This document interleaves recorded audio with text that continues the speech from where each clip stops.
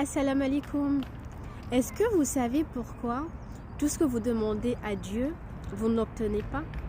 Est-ce que vous savez pourquoi en fait vos invocations envers Allah, vos problématiques n'arrivent pas à se résoudre dans votre vie? Je suis dans la même situation que vous. Je ne suis pas différente, mais je vous pose la question parce qu'en fait, cette réponse m'a été apportée par mon père, Maulana Mohamed Fawzi Akakali Hadar Sallallahu Sira, qui nous a dit pourquoi en fait tout ce que nous demandons à Allah, nos désirs les plus profonds, les plus cachés, n'aboutissent à rien dans notre vie. Il dit tout simplement parce que vous ne demandez pas à Allah au bon endroit, au bon moment. Car il y a quelque chose de très simple que Allah nous a dit.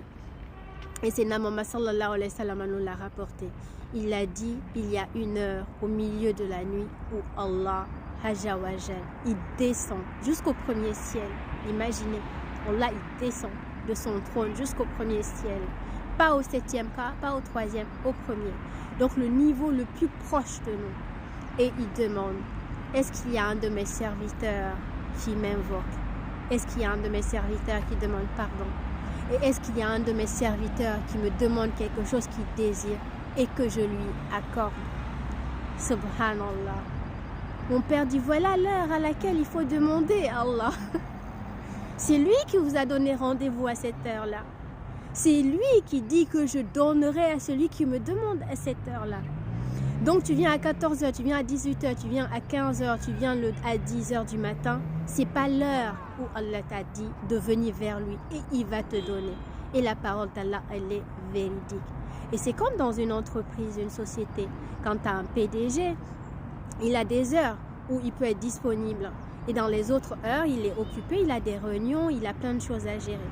Donc quand tu viens en dehors de cette heure où il peut te recevoir, tu vas faire ce que tu veux, la secrétaire ne te laissera pas passer parce que son patron est occupé. Donc Dieu a donné un créneau et c'est le qiyam, c'est la nuit, c'est avant le fajr, c'est avant la prière de l'aube, au milieu de la nuit où tout est calme, où tout le monde est fatigué, où tout le monde a envie de dormir. Le moment où le besoin biologique est à son apogée, car dormir est un besoin.